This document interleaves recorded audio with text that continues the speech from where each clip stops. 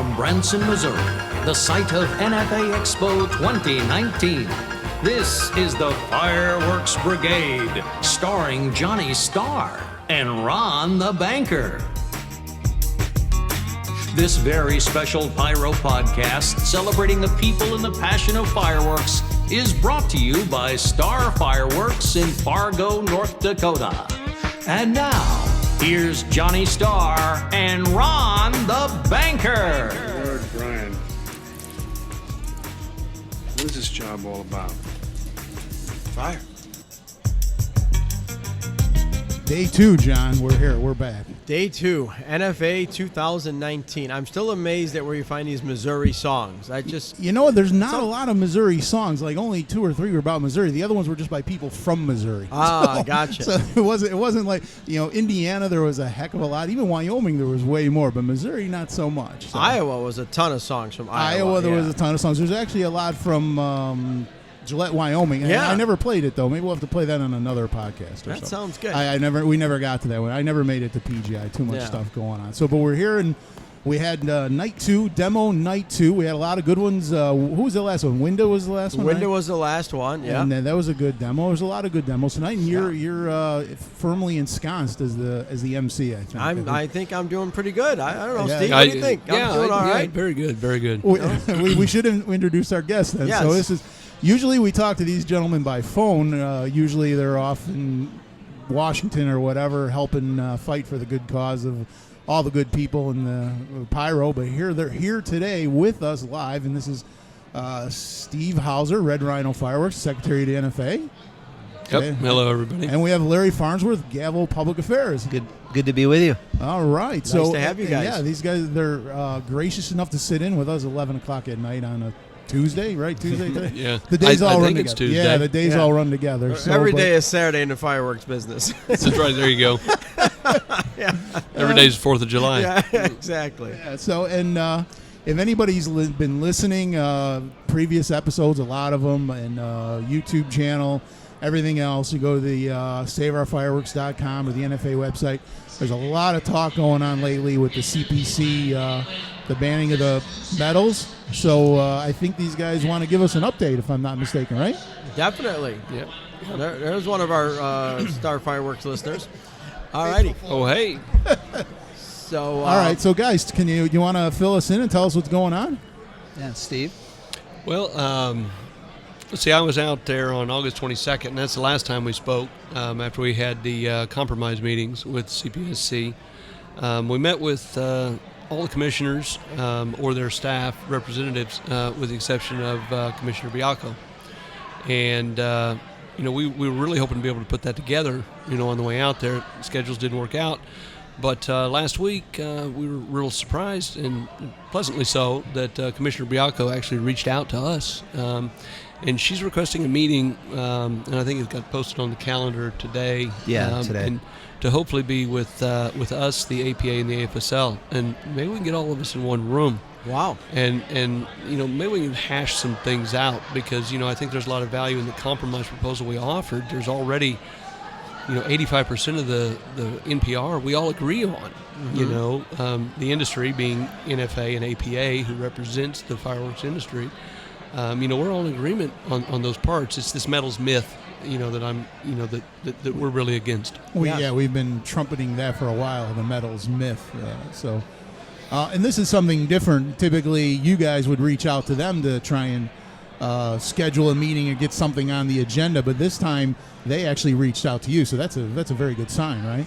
It's a very positive sign, yes. Yeah, very positive. And the fact that they wanted you guys to be along with the other 3-letter organizations. And I know we've always talked about trying to get a consensus, and it seemed like there was maybe some conflicting agendas, but hopefully this is a step in the right direction to keep you all honest, I would think. Because if you have, like little kids, if you have a little kid in the room and they say, oh, he did it or what he said is a lie, and unless you have everybody in the room to keep them honest, how do you know who's telling the truth, especially for a bunch of people who aren't familiar with fireworks and with the way fireworks works? I mean, Well, and that's important, and I think my goal in trying to to represent, the discussion out there for the NFA, and certainly what we've always been about is stating facts. We don't want to get into supposition and, possibilities and probabilities and this may do that, or it might be this, or it might be that. And it's like, no, let's talk facts. That's what you win the argument with. So I'm looking forward to it. Some people are saying, well, you guys, she's going to be 2-on-1.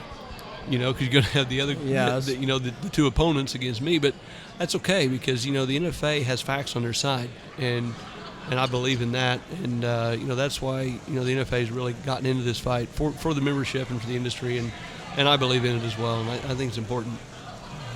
There was that TV show that always kept, we should play that at that meeting where it said, strictly to facts, ma'am, strictly to facts. I'm not sure if it was Dragnet or what. Yeah, just the facts, ma'am. So yeah, everything is just, every time they say something, you just hit that button. Strictly to facts, ma'am, strictly to facts. I picture you more like Columbo, just stumbling about and stumbling upon the answer. That would be me, and my clothes are probably just as wrinkled as Columbo's right about now, I would imagine. But no, and like we were talking about earlier today at breakfast, me and Larry discussed that we're kind of glad it's coming to this because, as it gets kicked down the road, not only do they lose a little steam, but we also lose steam. And then it kind of drags on and the members start to believe like, oh, they forget about it. Oh, it's over.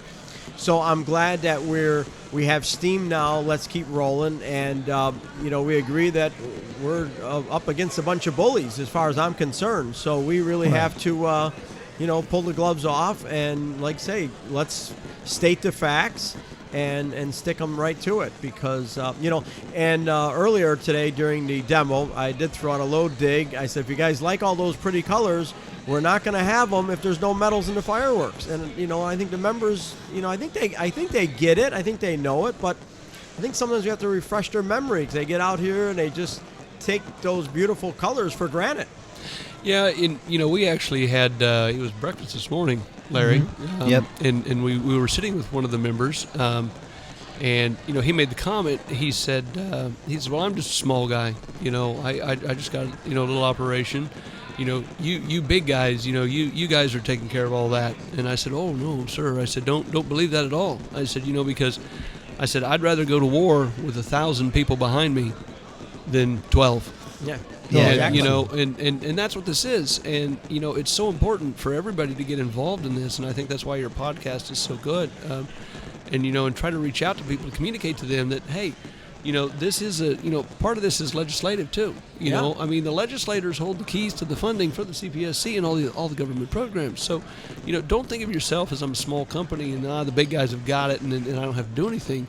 We need your involvement. You've got to keep. People got to get active, and that's what we're really trying for, And we always heard, how many people I've heard throughout the history, well, my vote doesn't matter. Well, it does matter. Your vote does matter. If by you thinking that way, if everybody thought that way, there would be nobody voting. So votes do matter, and everyone matters. Just like in our business, I always say there's no customer too small, there's no too large. And I think if we keep that same philosophy, and we keep all these members and all the retail customers that buy from us, like we hung up banners in our store, saying about the Save Our Fireworks and stuff, and that was important for the consumers coming in to see what's this about, and we'd explain it to them because I think it was necessary for them to understand it. Yeah, and that's what I don't want to give away a spoiler, but Thursday we're going to be talking, and I'm going to be giving the membership an update of what we're doing on the public affairs front. And I've got a video in the presentation of Adler, right? It's Adler. Yeah. Sitting there on the dais during one of the decisional, or what was supposed to be a decisional meeting, saying, I got flooded with emails from people at the NFA, and you're right. People, give it's one vote. It doesn't really matter, but I always say there's strength in numbers, and it's really important for everybody to stick together and make your voice heard. And well, yeah, there seems to be a big turnout here this year. I don't know if it's by coincidence or not, but every year, I've been coming for 5-6 years. That trade show just keeps getting bigger and bigger. It seems that now is the time, like you said, to get the numbers together. And, Yeah, the one of the great strengths the NFA has is the membership. I mean, truly from a membership size. I mean, when you look at some of the other trade organizations within the industry, and there's not very many of them, they might have 150 members. And this one's north of 1,200. I mean, that's a big deal. Right. And that we have as a concrete advantage, and so we have to leverage that, and we've got to get the members to buy in on that. And Johnny, going back to what you said about, this is the time to finish it. Oh yeah. Because if you do drag things out in perpetuity forever, everyone gets tired and numb. Yeah. And that's complacency, and that's where you start to wear off. So you got to keep the power, you got to keep the energy, and you got to keep going forward. And we're trying to really get people energized, and they've got a lot to be very happy about with this whole deal. I mean, when this thing started 2.5 years ago, well, gosh, almost 3 years ago actually. Now it is 3 years ago. The NFA wasn't a largely known commodity, so to speak, in Washington D.C. We are now. Yeah. And that's what this organization is for. I mean, well, that's what it was. It was founded for exactly when we had to get the 500-gram exemption and all that. So we did a great job all these years. And what do we have? 500-gram cakes in 2002 was the first time. Before that, it was only 200 grams, and we had those big 350 grams, but they were encased in that big tube, that Zenith used to make and all that. So we've come a long way. No idea. We lost Ron. I don't again. think Larry and I know what you're talking about. That's okay. Two fireworks guys having fun here. Yeah. But I was just thinking, and it just came to me like 2 minutes ago. But Ron always says I have no filter, and I believe that. Trust me, I know that. So I'm just gonna go. off the cuff and just make a. No, I'm gonna no. We're not to edit. I'm just gonna make a suggestion, and I'm not sure if we could do it legally or whatever. But like we were talking about earlier, how I kind of schooled the Chinese people a little bit. I just wonder, since we do have them all here, and they're here for a reason, to sell products to people like me, people like you. I just wonder, is it possible to let them know as a group that what their benefits are of being an NFA member and what our stance is, and maybe explain the stance of what the APA is doing? I don't know if it's something we can do or not. I'm not trying to sway anybody. I'm just speaking out loud. Like, I educate the Chinese people. I have no problem doing that. But I just wonder, we have them here. They're here for us.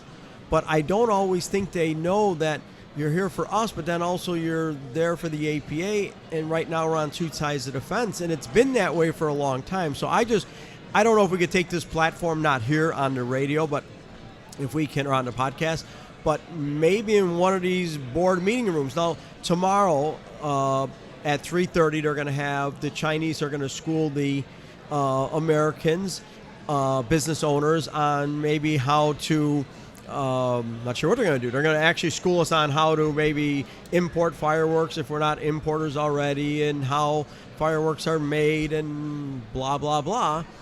So I don't know. Is that something that we can say, hey, we want to have a meeting and educate you guys on something that's going on, I've actually talked to a number of Chinese companies that have been coming to the NFA for a number of years. And I was kind of asking them questions like that, pointed questions. And, believe it or not, better than half of them were responding, well, I'm not a member of the APA. I've never been a member of the APA. I don't want to be. I'm a consumer fireworks company. I work for consumer fireworks people. And they said NFA is consumer fireworks people. That's their words, not mine. Yeah, so that's good. So I think there's some acknowledgement of that out there. Mm-hmm. Getting into like a public broadcast, that could get, like not broadcast like you on radio, but I'm talking about, having a meeting and saying, okay, everybody collectively, boom. Yeah, I just thought that's probably that I think the NFA does not want to go there. Okay. From the standpoint of, Ron Burgundy, stay classy. Yeah. There's certainly. There's a lot of things that we've said, and we've talked with them, and that we believe, and we're very, very disappointed in the APA's take on this. Yeah. The metalsmith it is accurately described as that, because the whole purpose of this thing on the metals was they said, well, metals is causing all these injuries because it makes everything so powerful. There's zero evidence by anybody that supports that argument that they've ever been able to present, because you can't do it. It doesn't exist. It's false. Yes. And the fact that they're purporting that it's actually not false is the biggest bad thing of this whole thing, because it's a total fib. Yes. And we've proven that. The NFA proved it. We said, okay, you say it's all tied to metals. We went out and we had a DOT-approved, a DOT-certified lab that does this for the Department of Transportation for all the EX numbers, does all the new explosive testing. And what they do is they went out and they said, here's this powder that has 12.5% metals, 12.5%, fine mesh aluminum. That's way more than is being used in consumer firework break charges. I mean, that's Definitely. That's a lot, okay? And then we had this other powder, which is out there and being used, that has no metals in it, and it's a hybrid whistle comp, okay? Guess which one was more powerful? The whistle comp? The one with no metals. Yeah. Right. So you prove it. You can't say that the power is all tied to the metals. The metals serve two distinct purposes. Number one is a heat signature, to light these new spectacular colors that we have. 20 years ago, consumer fireworks was red and green, maybe. Yep. That pretty much about right. Yep. Now, it looks like a crayon box. Look, I mean, we were at the demo tonight. Look at that teal color we saw tonight. I mean, beautiful. I was going to say, there seems like a lot more bright colors lately. That's all because of the metals? If you take everything we saw tonight was a really bright colors. There were so many really fantastic. I've never seen teal before in my life, and now all of a sudden you're seeing that. See, those compounds, those stars, require a higher heat signature to burn. Right. Than say something like a green or a yellow. Yeah. And blue takes a lot of heat too. Yes. It really does. And so if you take that heat out, you can't have those colors because you can't light them. Right. But then people say, well, no, we can do that, because now we're going to add a step to the manufacturing process. We're going to prime coat them with a low heat ignition primer that burns hot enough to light the star. Yeah. Okay. So we lit the star. The other thing that the metals do help with is star dispersion. Yes. And that's important too, because you got to propel those things up in the air so that they're burned out and done before they come to the ground. So that in and of itself is a safety thing. Yes. So to say that we want to kill this break charge with these metals in it because it's unsafe is untrue. I mean, they can't say that. There is no data to support that. Yeah. And that's the thing. If you want to make a rule under the CPSC, you have to identify the product, and then you have to prove that product is directly tied to the injuries. Perfect example, cherry bombs. Okay, that product, there's the injuries. Yes. Now we're going to make a rule, and we're going to correct that problem. Yeah. But to just come in and say, well, we're pretty sure it's the metals in the break charge, and we don't know if it's 0% or 1 or 2 or 5 or 12. We just picked a number because it was somewhere between here and here, and it just seemed like that was a good number. Well, that's ridiculous. And all the statistics show it. Yes. This is not our collective data. This is their data that supports it. So that in itself, I can't see how the CPSC can even argue that fact. I don't know what the AFSL could do to rebut that at all. I don't even understand what they could do or what they could say. I honestly don't. It'll really be a very interesting meeting to hear how they answer those type of direct, questions. and that's why I just want to go in there with a table of facts. Yes. And then when they say, well, it has to be the burst charge. No, it doesn't have to be the burst charge. I mean, let's be honest. What you're doing is you're trying to force a square peg into a round hole, and you're trying to make a scientific. You're trying to fit science for a political purpose, and you can't take science to make a political argument, because science is factual, definite, and one thing. Yes, and we were talking to someone earlier today, and at our table, and they were kind of saying, like, here's what here is the answer. Now we need the science to fit it. Well, the science doesn't fit it. And that's what we have to keep going with. Like, yeah, you're giving us the solution, but the science isn't supporting it. And I don't know how anyone can argue that. Yeah, no, I mean, and that's where we just have to go with the facts. Yeah. Because there is, everybody's tried for 3 years to prop this thing up with facts, and they can't do it because the information doesn't exist. There's nothing that's tied. You can't say that metals in a brake charge is what caused this injury. Yeah. No. It's amazing how they come up with the ruling, and they come up with what they wanted to do, but then they have to back it up, and they can't back it up. Yeah, and I think the commissioners at the CPSC now, I mean, you're talking about you've got Commissioner Bianco and you've got Commissioner Feldman. They're new, so they're inquiring. They want to know, as they should, and they are taking their job seriously. And they're saying, I wasn't along for this ride 5 years ago when this egg was first hatched, when people started talking about it. So I want to get caught up, and in getting caught up, they've got to ask a lot of hard probing questions. And they've been doing that. And, that's been good, because here's the other thing that we've learned. I mean, really, this rule was propagated in a CPSC with people who aren't even there anymore. Yeah. No one owns the rule. Yeah. No one at the CPSC right now owns this rule. And I think that's the other thing, too. I mean, this wasn't their rotten egg. Yeah. So they have to make sure that we've got to do the right thing. Sure. And they are. They are really working hard on it, and I think that's the other part of this. We need the CPSC. I mean, the NFA doesn't want unsafe fireworks. No. I mean, that's ridiculous Yeah. that people even try to assume that. John, you want your fireworks to be safe because safe fireworks brings back customers. Yep. And it's good for our industry and it's good for your business. It's good for the business, good for the industry. Doesn't give us a bad name. We also, we spent a lot of money on insurance already without claims. We certainly don't need stupid claims. It's very important to our industry. And we just like when something happens around the 4th of July, I just wake up feeling crappy because it's just bad publicity for our industry. And, and it just, and even when, a few years back, I woke up the next day, it was a beautiful 4th of July and the warehouse was empty and you couldn't ask for a better season.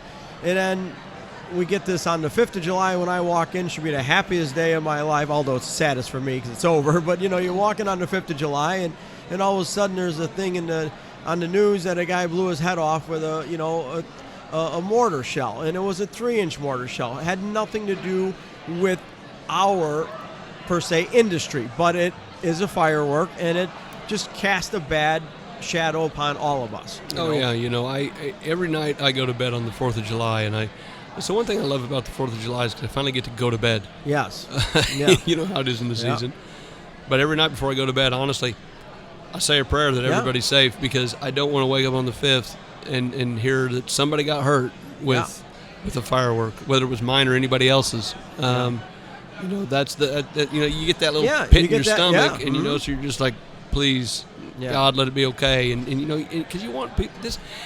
Our industry is about celebrating a wonderful thing, and that's the independence of the country, and the freedoms that we have. And so you never want to have anything bad happen to mar that joyous occasion. And, this group is a very patriotic, God-fearing group of people in the fireworks industry, and we're all there, and we want people to be safe.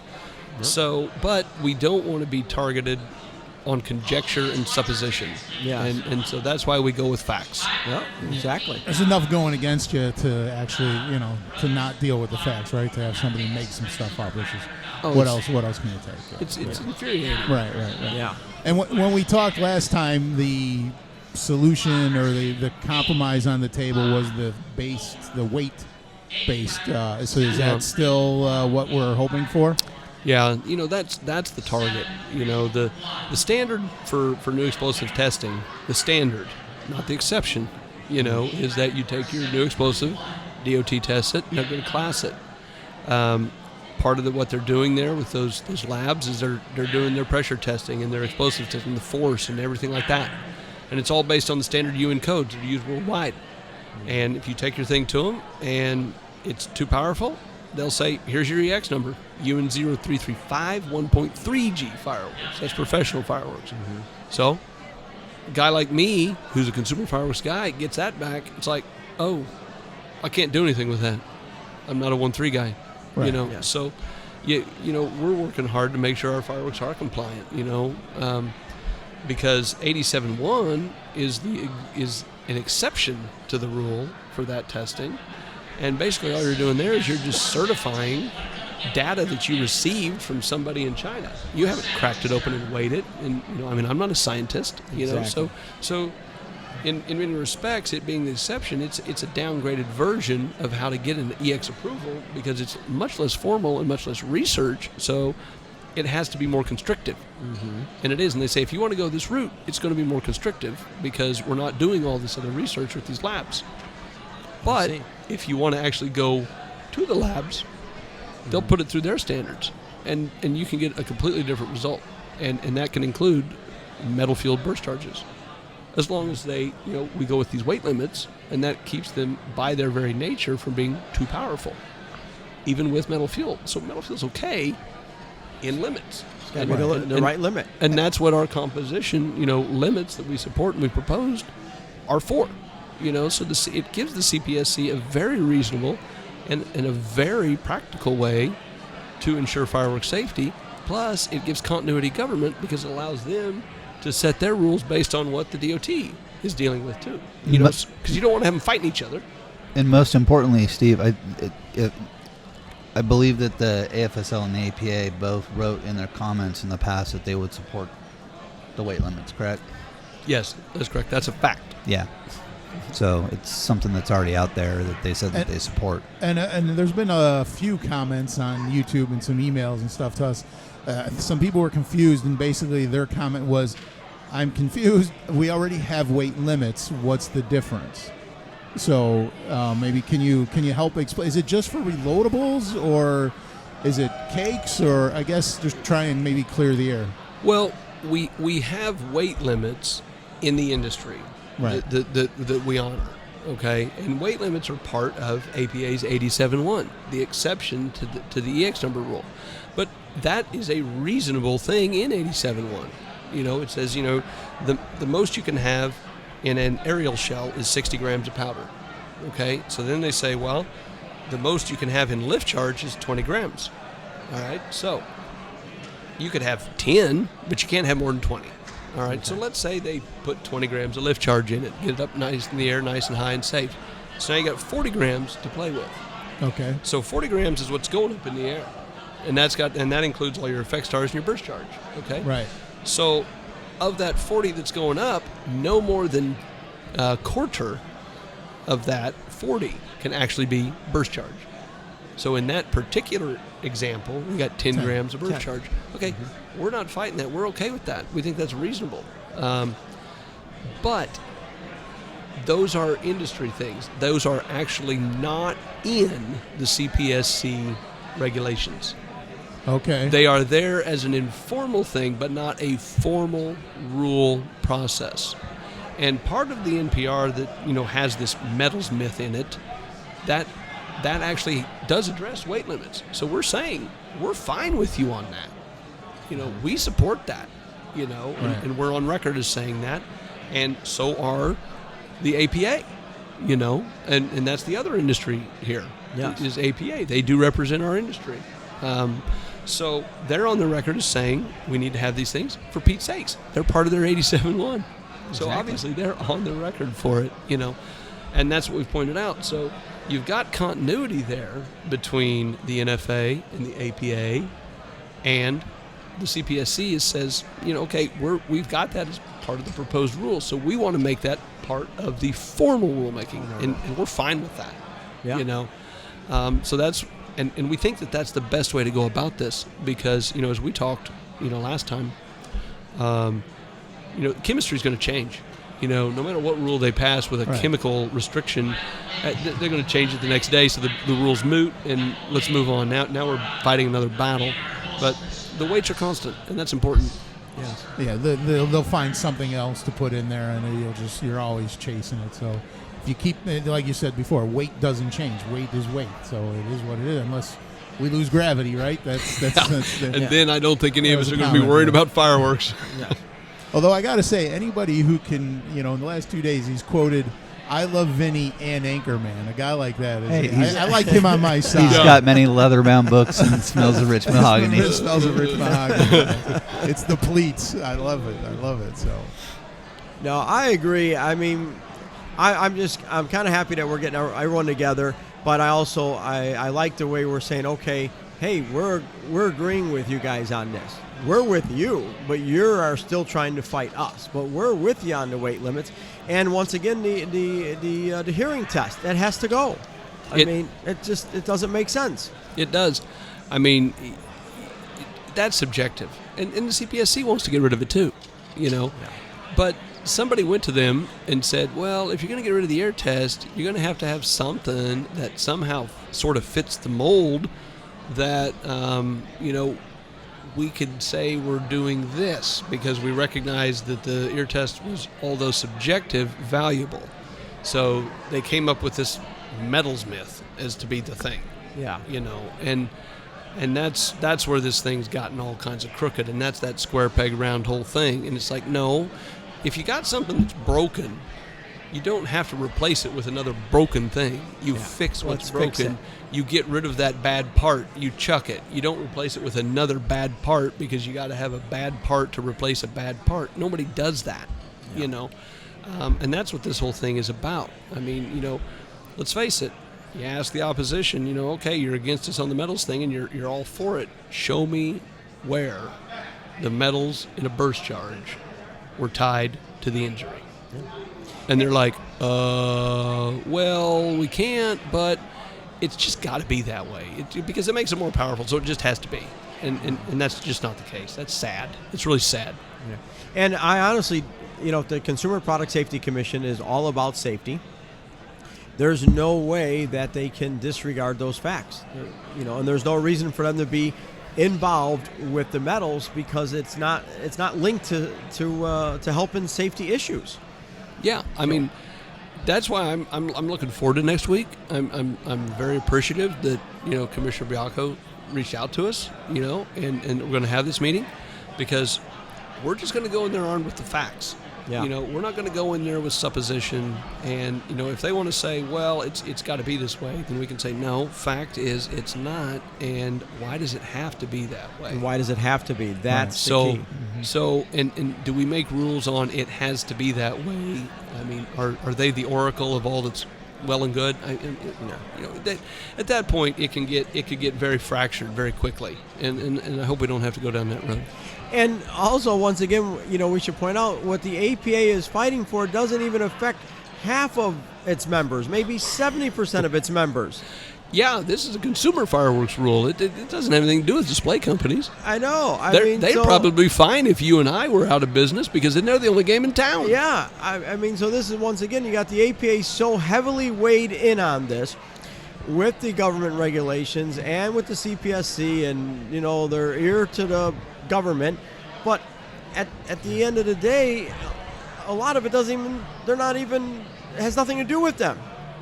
Yeah, I don't understand why the APA is fighting this so hard, on their side, because, this rule is going to be bad for any consumer firework person.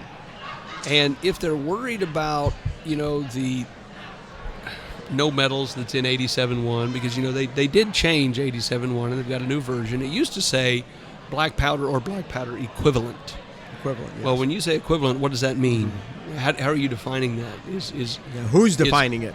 Yeah, black powder or black powder equivalent. So when we say the burst charge is black powder, that breaks it open. So an equivalent breaks it open.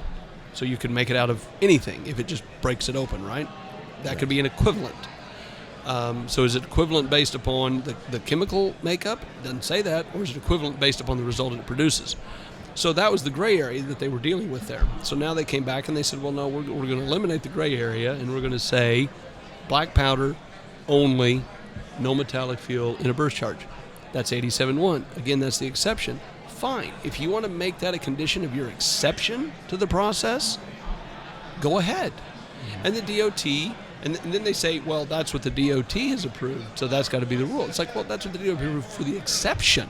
Because, again, you're not going through the fine detail of getting your EX number run through a lab that is taking the explosive. They have it physically in their possession, and they're analyzing it, and they're doing all this testing on it. Okay, so there's a lot of research that goes into that, and they know everything about it intimately. And then they give the EX number based upon the results. Under the 87-1 side, you're getting information on pieces of paper from the manufacturer.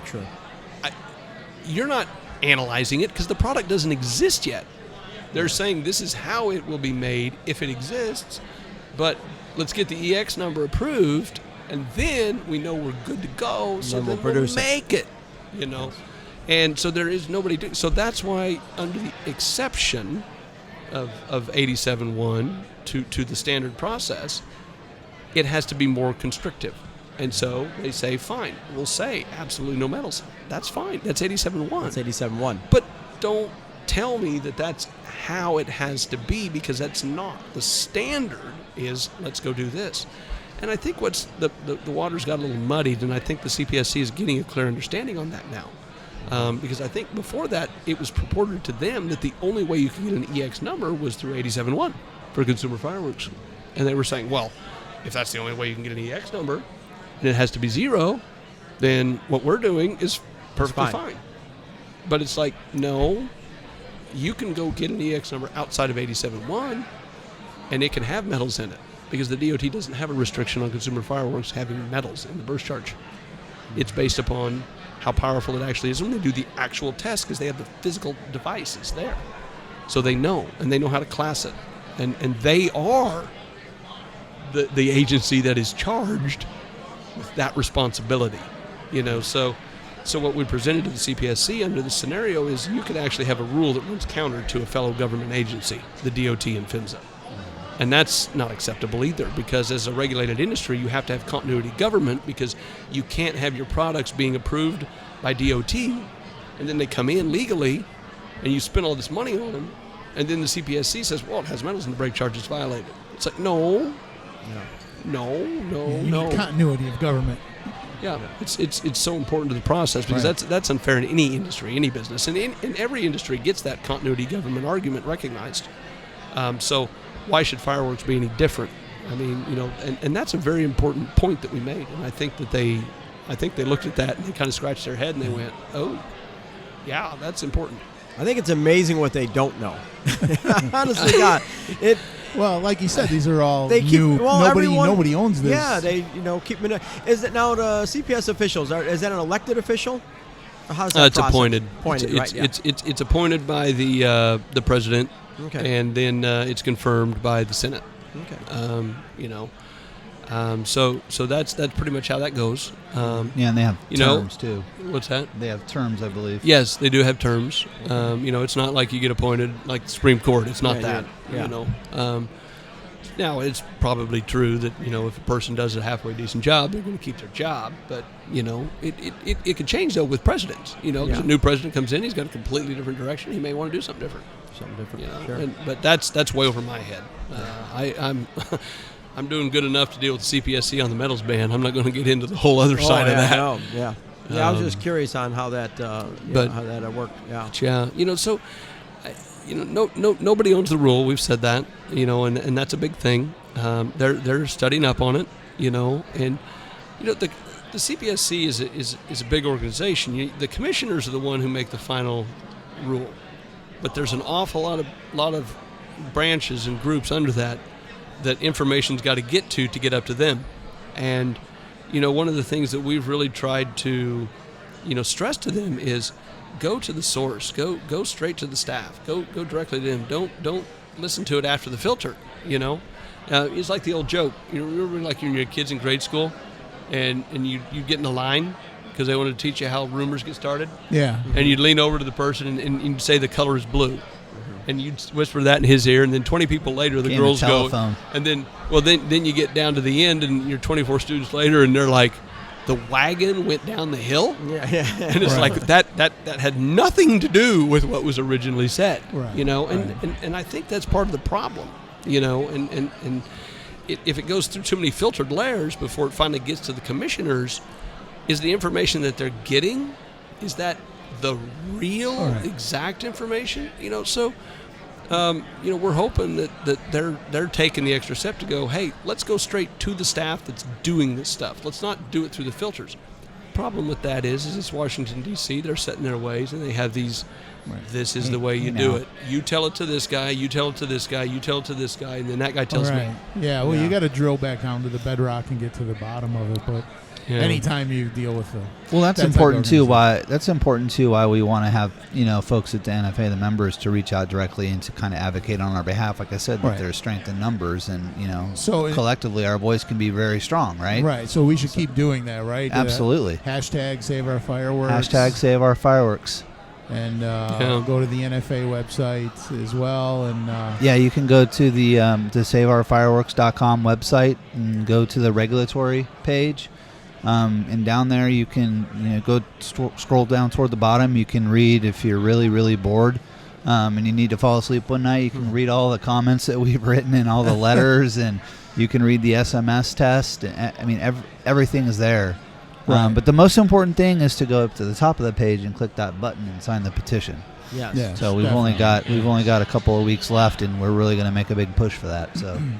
Yeah, and reach out to your representatives. Yeah. Okay. You know, call your senators. You know, send something to them. Say, hey, you know, this is going. This affects me. Yeah. You know, because, you know, there's.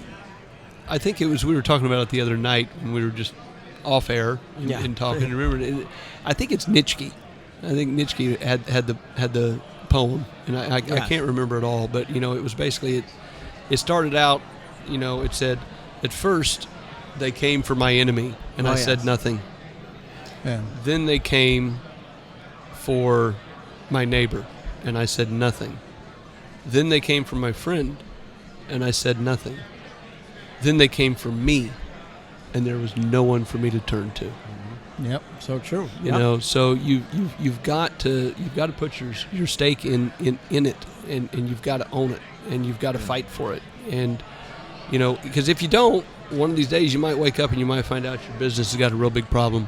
Oh yeah. And you know, it's just so important to be active, and that's what we really want people to do. Plus, and the other thing that I love about it when people get active and they really talk about it is discussion breeds ideas.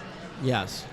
And 1,200 members, and the amount of wealth and knowledge that they have and the viewpoints that they have, to try to take that knowledge and channel it and learn from it could be the silver bullet that we need. All right. Well, to ignore it would be sacrilegious. It'd be so foolish. Right. I mean, it's you know, I'll take information from any source I can get it from. Yeah. Exactly, because you know, everyone's got a different view, everyone's got a different idea, and you put everyone in a room together, we might be able to solve this. And hopefully that's what happens with this meeting you guys got going on, because I think the CPSC is going to be there listening to you guys bicker back and forth, and they're going to go, well, wait a minute, these are facts. You just want it your way, but why? And I'm hoping they realize that, and I think they will. I honestly think they will. You know, I think they will too, because I think they're intelligent people. Yeah. And you know what I can understand is why the APA is sticking to their guns on this no metals thing, because that has even if you allow metals in a burst charge of a consumer firework, we're talking about fireworks as a whole, to recognize how you can actually get EX numbers. Well, okay, so there says in 87.1 that you can't have metals in it. Well, just because you can under the regular rule doesn't diminish 87.1. No. It not at all. It has nothing. It has no negative effect or no diminishment or no negative connotation. I mean, what the APA has done with 87.1 has been very beneficial to the fireworks market. Yes. But, you know, as science has progressed and technology has progressed, and you saw the fireworks we saw tonight, I mean, you saw some go out there They blow up, it's green, and then it's blue, and then it's red. Yeah. Okay, that's one Yeah. star, changing colors 3 times. Yeah. 20 years ago, all you could get was red or green. Unheard of. You know, unheard so of. Yeah. you know this whole thing has gotten so smart, and people are getting so good at doing this stuff. The fact that you wouldn't want to support that in every way, it just is mind blowing to me. But it doesn't diminish 87.1 to allow metals in a burst charge. All it says is if you want to do that, do it through the standard procedure. If you want to do it through 87.1, then you're going to say, I don't want metals in my burst charge. Okay, that's your choice.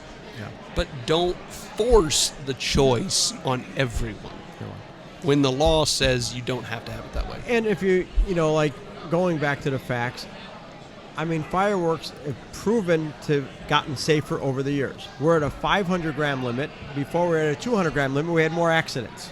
So even when I do these big wedding shows we were talking about earlier, I'll use these big 9-shot racks because I'm so confident of them being so safe.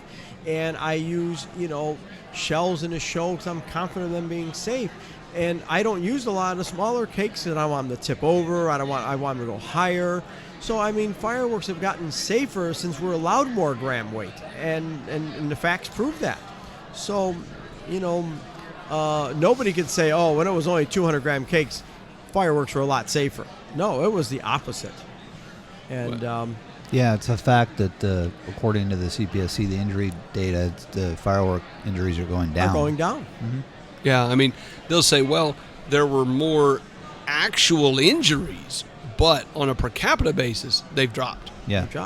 Because, John, you've been in this your whole life. I mean, how many people bought and sold fireworks, go back 30 years? Oh, yeah. Yeah. Versus how many people do it today. Yes. And the amount of usage has gone up unbelievably. Yes. And the amount of injuries are not going up in proportion to that. Yeah. The product is good. We always want to be, firm on education. And that was actually another thing that we brought up to the CPSC when I was out there. I don't hear, talk about this. I said, here's something else you guys don't have in the NPR. They do have some stuff in there on wanting to clarify some labeling requirements and things like that. But you know how your fireworks and my fireworks and everybody's all have those little yellow boxes that's got all those words crammed in there? Mm-hmm. Warning, shoots flaming balls and all that kind of stuff. Problem is I don't think people really read those because they've seen the same thing for so long. And look at where we're at in the world today, with images and phones and graphics and things like that, So what I said was, as an importer and a wholesale distributor, I got 4 sides on this box, this cake. I'd sooner put the entire side of one of them with all these warnings and put pictures and drawings and, make it to where somebody goes, what's going on here? I want to check this out. Right. Because you don't need all 4 sides because So in your stores, do you see all 4 sides of the cake at the Not exact at same all. time? Nope. No. So it's trying to say, hey, let's do some more labeling. So maybe there's some answer to get some information out. Well, how many times, and you worked a retail store as I do, and how many times someone comes up to you, how does this work? There's really no instructions on the box. Even when it comes to reload, well, yeah, a little picture there, but Yeah. people, how about, is there a tube in the box?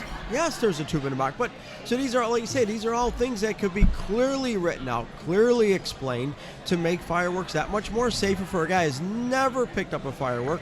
Look at the side of the box, and you're talking about instructions all the way down, saying here's how to do it, here's what to do, and like say, load diagrams, whatever the case may be. But yeah, spend more effort on getting a better label to explain things rather than to, discuss how we can make them safer without even educating the consumer. Yeah, if the opposition wants to make them safer and their idea and their goal is to reduce injuries, well, you know what? I'll tell you that if that's their goal, then why did it take the NFA sitting in a meeting at the CPSC Yes. on August 22nd to say, why don't we take the whole entire side of the thing and make this a really, really good label? why did it take us to say that if they're really concerned about the safety? Why didn't they say that? Yeah. Why do we have to come up with some concocted metals myth to talk about it? It's like, no, if you really want to do something, do this. This is awesome, But here we are. The NFA brought that one to the table. Yeah, and once again, who better than to listen to than the NFA when it comes to consumer fireworks?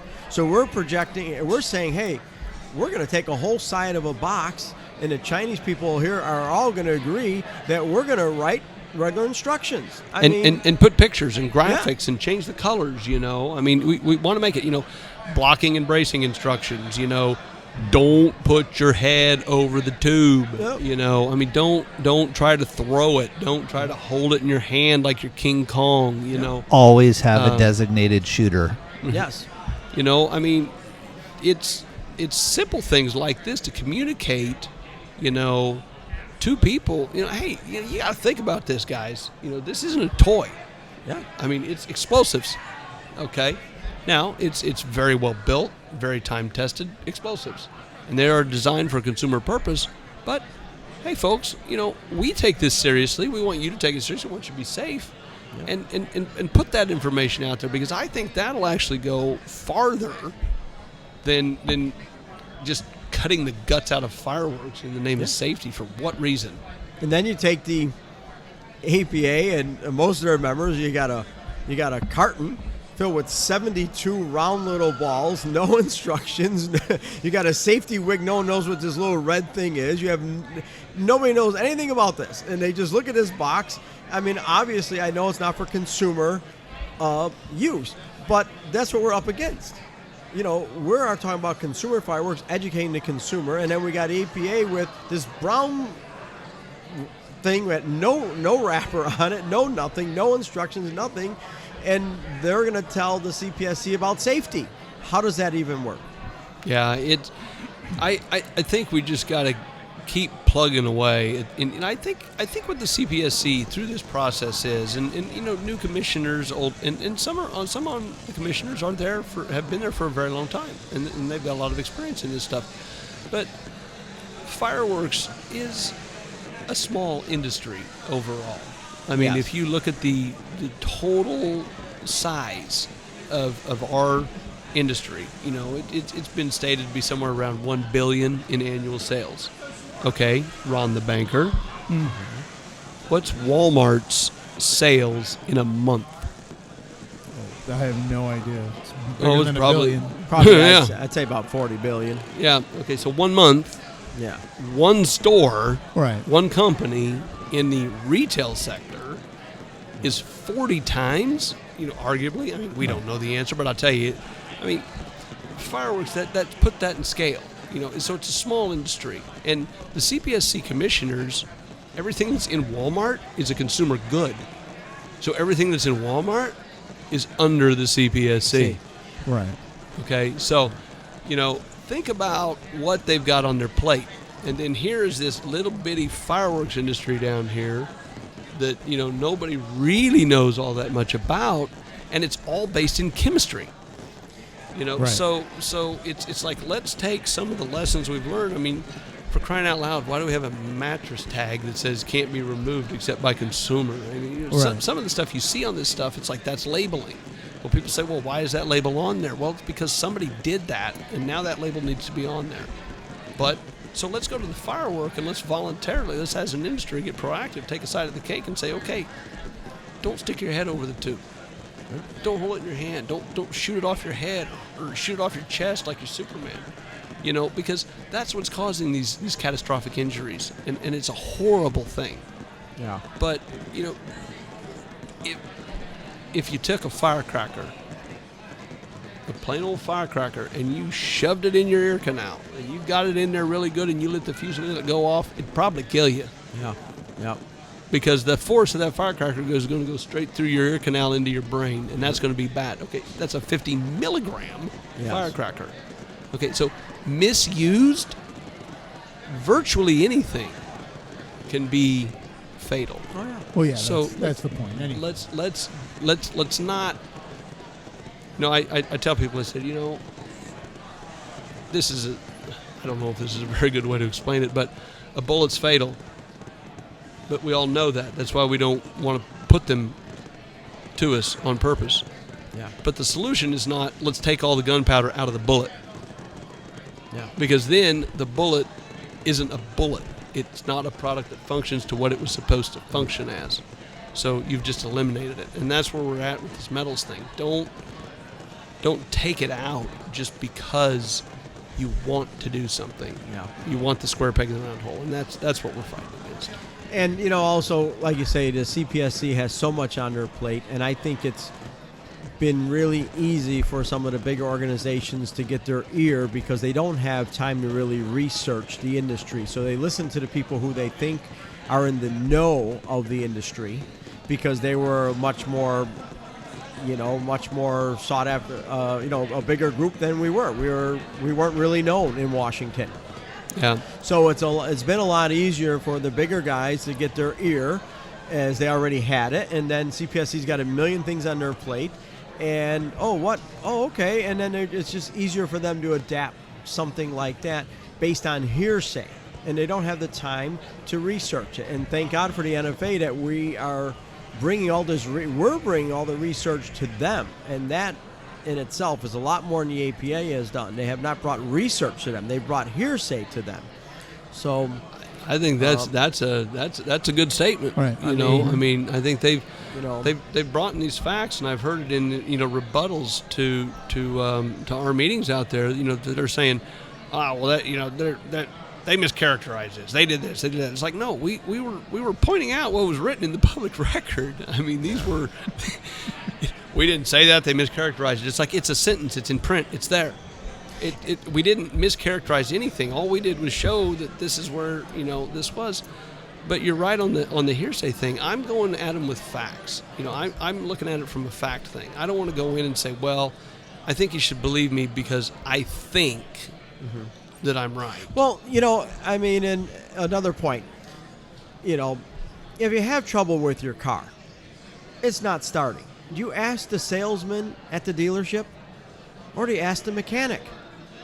Who better than to bring the facts to the table than the NFA because we deal with consumer fireworks. APA mostly deals with professional fireworks and safe and sane fireworks. So who better than bring the facts? Who are you going to listen to?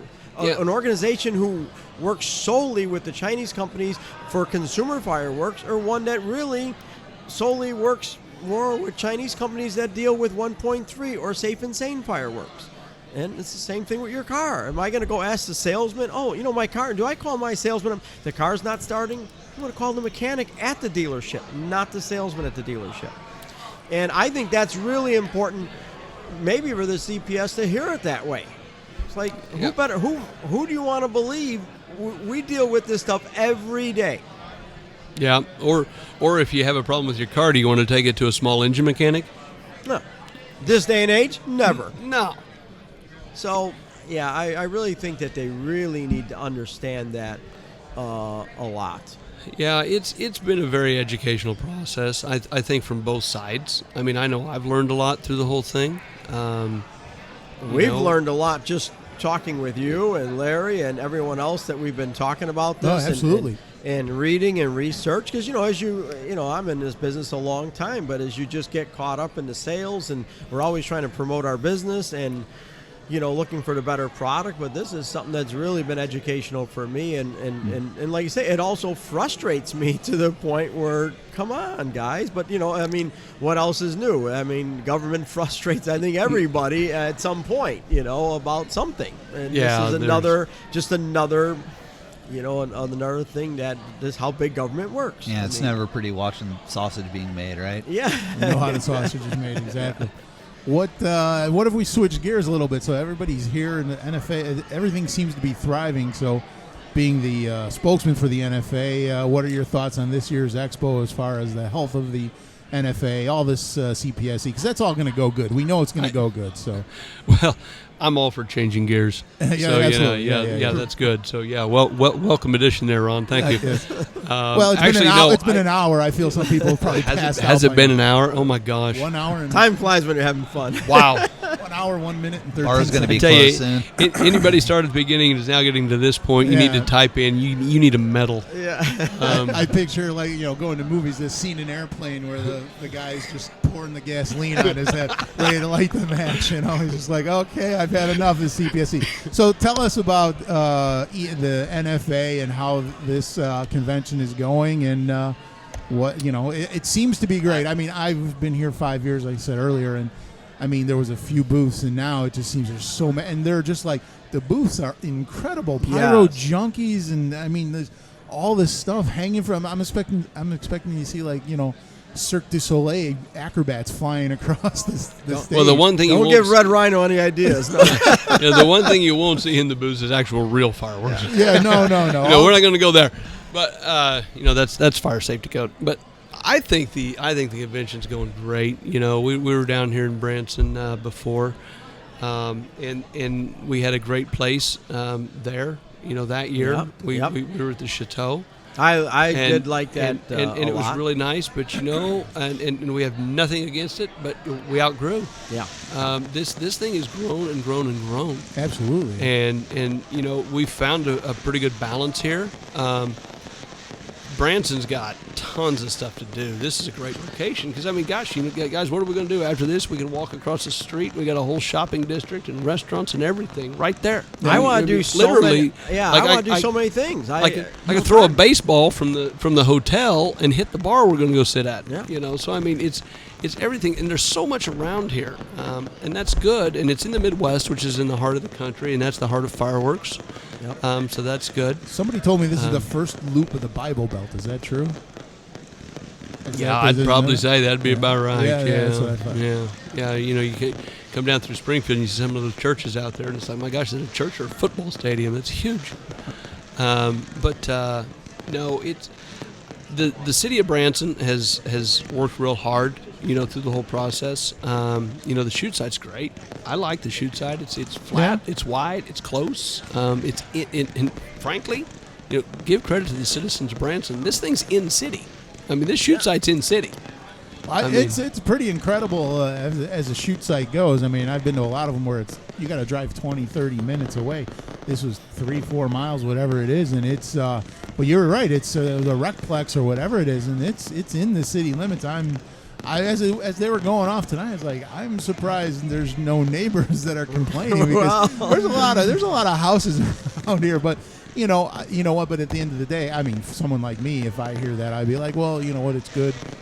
There's at least 2,000-3,000 people here, I'm sure, at least for this convention. So it's a lot of money coming in, a lot of revenue.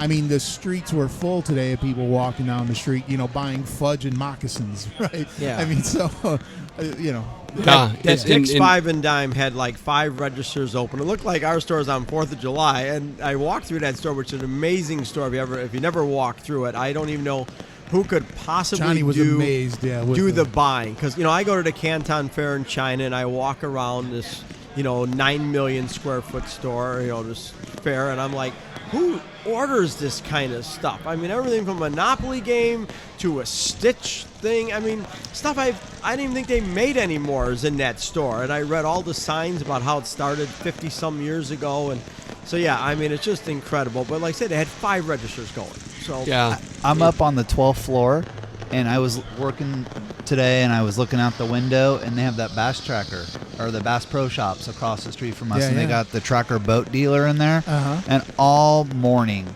it's Tuesday, right? It's Tuesday during the work week, right? And people are just out there, and they're like taking the boats out for test drives. It's like, man, isn't it amazing? Yeah, what a life! It's been a very good experience. I mean, people love coming to Branson. The members love coming to Branson. It's close in, for a lot of folks. We got good air access with Springfield. We can also fly into Northwest Arkansas. So there's some flexibility there. It's a very welcoming city. I'm sure there's probably going to be some folks that are going to complain. Well, But you're going to get that anywhere. You're gonna get it anywhere. But It'll I be tell you, over Friday. overall, I gotta take my hat off to the city of Branson, because I mean they have really kind of hand walked us through the whole process with this, and they've really been supportive of it. This is a tourist town. Yeah. And they understand that, but not just that, they appreciate it. And the fire chief Ted Martin, he's worked with us significantly, and helping us make sure we get the permits that we need to get and we follow the rules and everything like that. Cindy Shook, she's director of Parks and Rec, so she's in charge of the Recplex. She, one of her guys, a fellow named Jason, young man, he was actually out there on the day that all the fireworks came in. And, one of our guys from the safety team who was bringing down a few bodies, his truck broke down. So he was unable to be here. So we had one guy here. And Jason jumped in and helped him put all that stuff in the bunker. So, Wow. here he is. That's not his job, But he's like, man, this guy's out here all alone. He's got 8 pallets of demo products. He's got to get loaded in these metal cans. And he helped him, So that's what you got down here, and they've all been that way. So I think it's going to be a wonderful event. And the fireworks look great because we've got super forecast for weather, and we're just sitting out there in this big open field. 95 degrees. I'm so day. happy not Right. to be freezing and watching fireworks. I tell you, It has been a colder summer than usual anyways. We got some hot days, but then it really got, we had a lot of cool days too, and especially in our area in Fargo. But I'm so happy to be just watching fireworks in warm weather. I'd rather have it this way than, bundling up. And, how many sweatshirts have I bought over the years going to NFA? yeah, So- we're not selling sweatshirts at the Yeah. NFA right now. Yeah, I'll tell ya, yeah. But one more thing I'd like to mention. The shoot site that we're at is actually it's property that's owned by a local land developer, Yeah. Okay. and he just let us do it for the good of the community. Yeah. See, that's nice. Wow. that's pretty wonderful. That's that guy's property, and he's like, you know what, I'm not using it right now. It's all good, guys. So Yeah, we had a good thanks to sized him. public crowd tonight too. Absolutely. There's a lot of people over on the other crowd. side of the tent, and they were. had There's their a lot lawn of people chairs. behind too. They're just sitting up on chairs. Sitting all at the the- rec Yeah. center. Yeah, I saw a lot of people so sitting absolutely. over there. And it went well tonight. Last night there were some sound issues and things like that, but everything went off without a hitch on time, and it was a very good, clean run show. And again, you gotta love being back here in 4, 5, 6 minutes. It's great. Absolutely. Yeah. Oh yeah, it's awesome. And people have been more than friendly. You walk down the streets, and I love to walk a lot, so I walk up and down these streets. And anyway, He bonds with the locals. They, That's what they he nod their head, say hello. Yeah. Now, as soon as Ron leaves tomorrow morning, I'll be free to roam on my own, and I'll be going to places that NFA doesn't go. I hold him back. Yeah. I'll be bonding with the locals. Yeah, he holds me back, but. No, but I love traveling, with these firework organizations, because you get to see a lot of different cities I've never been to before, and just to see the respect and the happiness that people are happy to have you in the area, and like everyone I talk to, all the patrons say, well, this is kind of a slow time right now, so I think it's good that we are here, because it is after their season, and they tell me how it's going to get busy for the Christmas season, and so I really talked to quite a few of them. And it seems like everyone's very happy to have us. We're emptying this place out. We always empty the place out. Yeah, it's empty. Well, you know what, guys? It's been great. We appreciate you guys letting us pick your brains and filling us in and filling in all the listeners. Can I change gears one more time? Sure. You up for a little bit more? All right. So every once in a while, I pretend to do some.